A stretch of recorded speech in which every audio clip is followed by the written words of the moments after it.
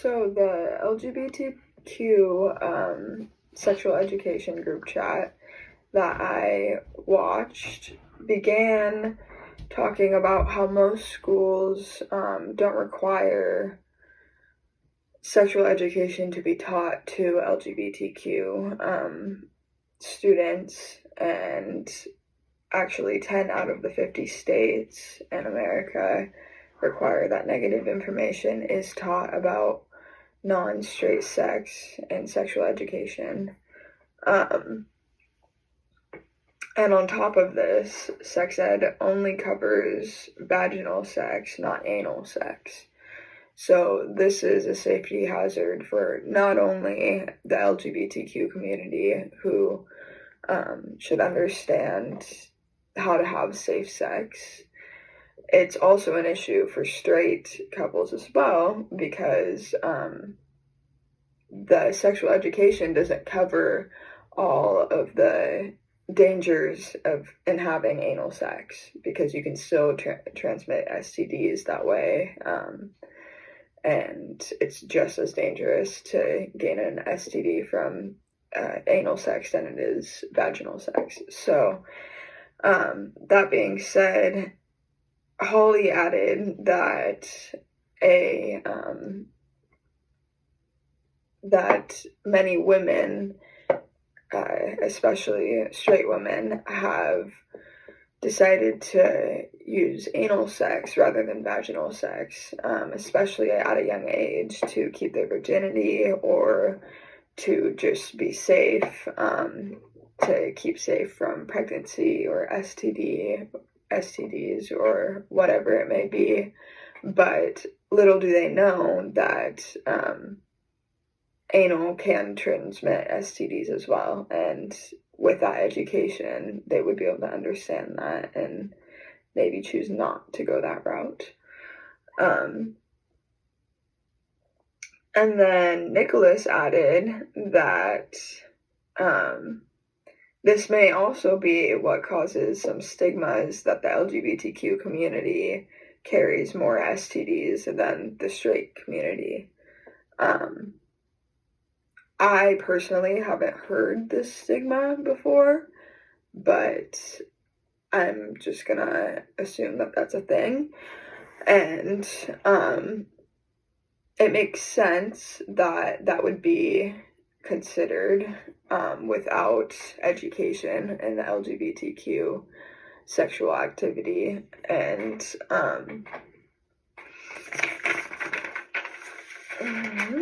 something else that I wanted to add is that abstinence is also taught and motivated in sexual education in elementary schools and high schools. This, abstinence is always good to teach, but I kind of feel like the sexual education that we have today goes off of religious aspects from an older culture, and I'm trying to think of a better way to put that into words. What I mean by that is, Holly mentioned that in her culture growing up, sex wasn't really talked about. It wasn't educated about. It wasn't promoted. People going to Planned Parenthood, they would never tell anyone about it. It wasn't something that you wanted to share with people. If you got caught going to Planned Parenthood, then it was like really bad. And sexual education, they didn't want to teach kids to have sex. They didn't want to teach them how to have sex safely, because they thought that that would promote more sex. And I feel that that is very religiously, what's the word I'm trying to use? It's based off of religion, in a sense. A lot of those morals and those values come from religious backgrounds, and the older cultures were very centered around religion. So it makes sense that, her sexual education was a lot less explained. They didn't go into detail about having sex. They just went into detail about the dangers of sex. And at the same time, Nicholas also mentioned in the video that many schools just talk about the vagina and the penis and all of these different things that you should know about the human body. They explain the human body rather than explaining having sex. And that's not the importance of sexual education. Sexual education is to teach students how to have sex safely and to educate them on all the different aspects of how you can have sex, what the more dangerous ways are to encounter, all sorts of different things. And so that is a huge thing to think about. I feel like our education systems are very outdated. I found a quote from, let me see, The Separation of Church and State Partner with Schools.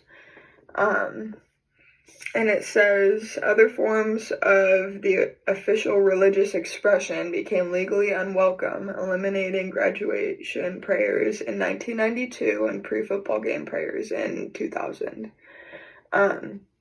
So one of the biggest points that I want to make is that there are laws prohibiting religious values to be taught in school. And considering those laws, I feel like the laws in those 10 states which require the schools to teach negative information about the LGBTQ community collide, they clash. Like they don't align in any way, because that is a religious value. And in my opinion, I feel like that the fact that LGBTQ is a bad thing stemmed from religion, and it stemmed from the thought that people are only supposed to be with the opposite sex. So that's where I feel like the education system needs to be changed. And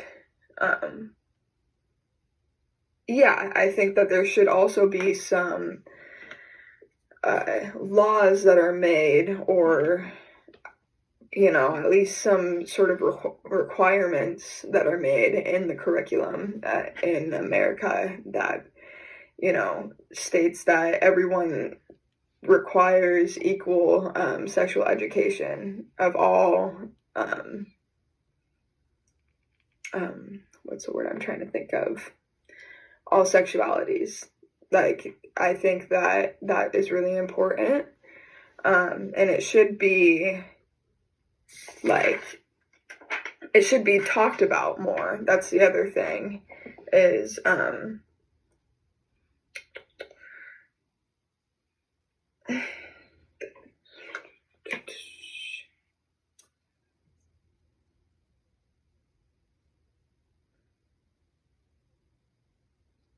sorry, I'm just trying to read some notes here that I took from the video.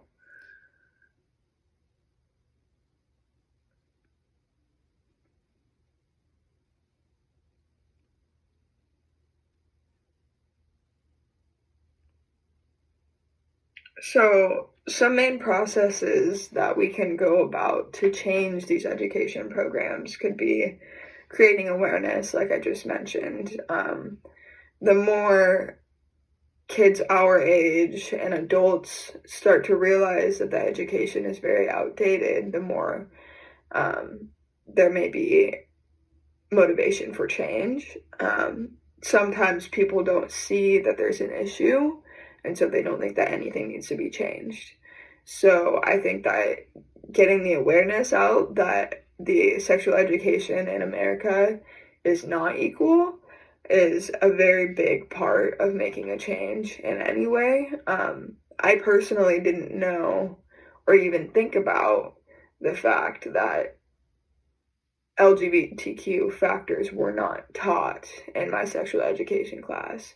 I didn't even think about it until we had this conversation. So, that in itself kind of opens my eyes a little bit to how I, in a way, have been, what's the word? Like, protected or kept away from learning about the LGBTQ community and the sexual activities that are involved with it, and, you know, the safety precautions that should come with that as well. And as someone who wasn't or didn't know that I was bisexual in middle school when I was having sexual education and learned as a senior, I think it's really hard to, you know, use the education that I've learned to make any connections in my head about my sexuality now, because I haven't learned about my sexuality. And that's something that Nicholas touched as well, in the video, is that he really didn't come out and even like start acting like his sexuality in a way, if that makes sense. Like, he didn't start showing it until he got out of high school. He knew that he was not straight going into high school. That's 4 years of knowing that you're not straight and pretending to be the exact opposite to other people, not sharing who you are. And that's where the depression and suicidal statistics comes in. I think Nicholas, it was either Nicholas or Zachary, could have been Zachary, mentioned that the LGBTQ community, children especially, are 4 times more likely to commit suicide than the straight community. And that's mainly because they're not accepted. And along with like being accepted, comes education. You know, if our society isn't educated to know about the LGBTQ community and think of something as a normal thing, then they're not going to be accepted, because it's not being educated growing up. And to you, that is new. That's what creates fear in people's eyes, is they don't know about it. It's new. So they fear it. They don't want to be around it, and they think it's weird. That's why it's not accepted. If we can get to the point where LGBTQ is talked about and educated in schools on a consistent level, then I think it'll become a more comfortable topic to talk about. It'll become more accepted in the communities, which is another big thing as well. Along with that, I wanted to touch on Lisa Wade's, the name. I think it's The American Hookup Culture. One of her main things in her book was that our hookup culture has changed drastically from like to this day, from like 1990 and even 2010.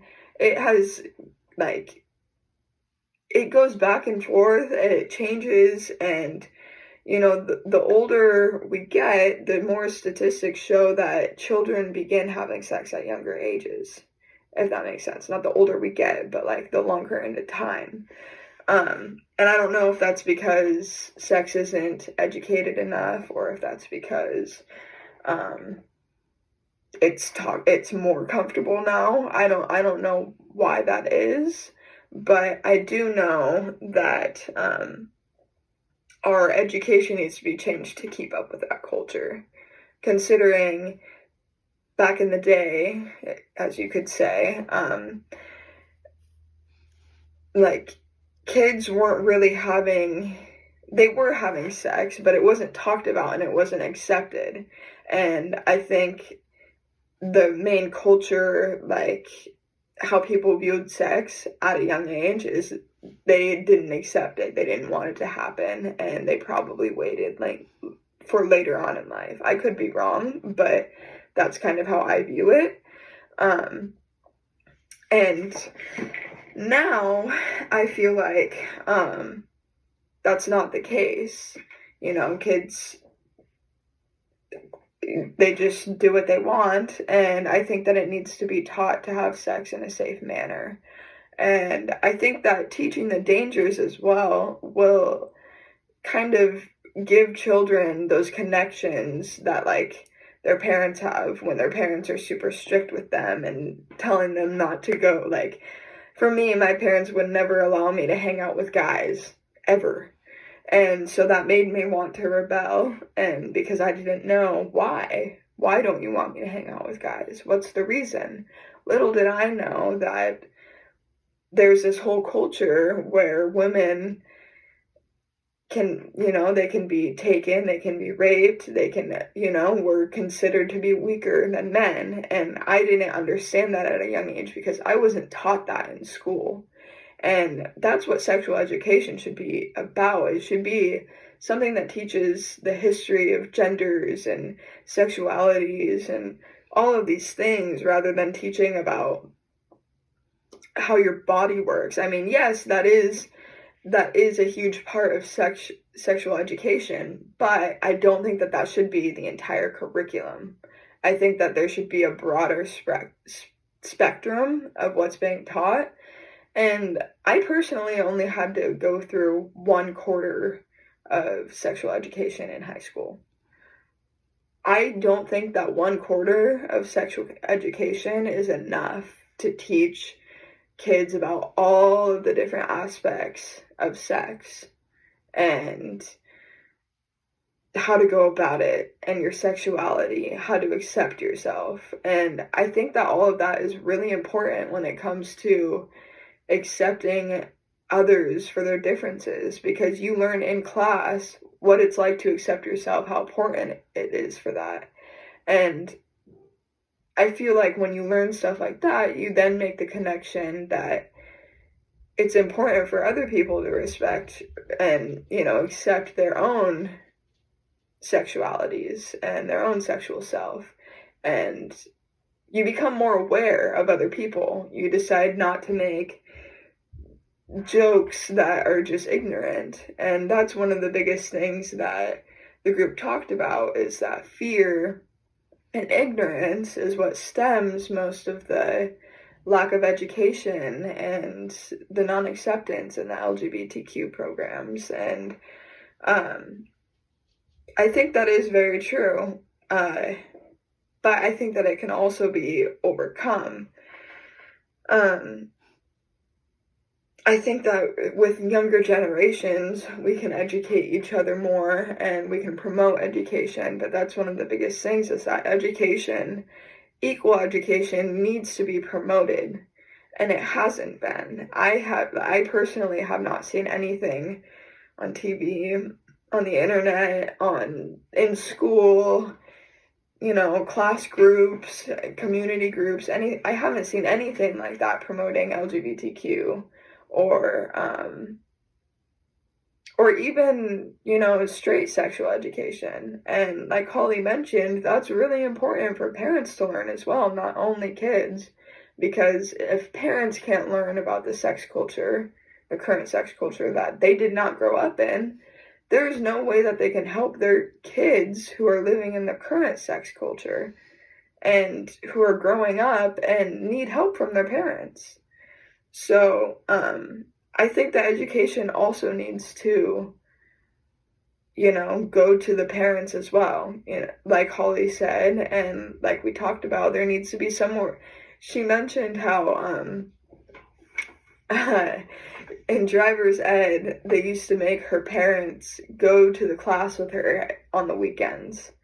And, as funny as that sounds, it kind of like makes sense, and I think it would be a great idea. Maybe not on the weekends, but like one day out of the week, if there was just one day where the kids in elementary school, or there was one class in the high school that was devoted to sexual education, and the parents were allowed to come in from time to time to also learn about the sexual education their children were learning, I think that would be great because it would keep the parents on the same page. But at the same time, the education needs to be um, updated in order for any of that to happen, because the education is the same as it was years ago. And, I think that should be a requirement in all curriculum in school. You shouldn't continue to teach the same thing for 40 years in a row, because culture changes. There are different needs as your culture changes, and there's different values. And yeah, I think that's where I can end this, because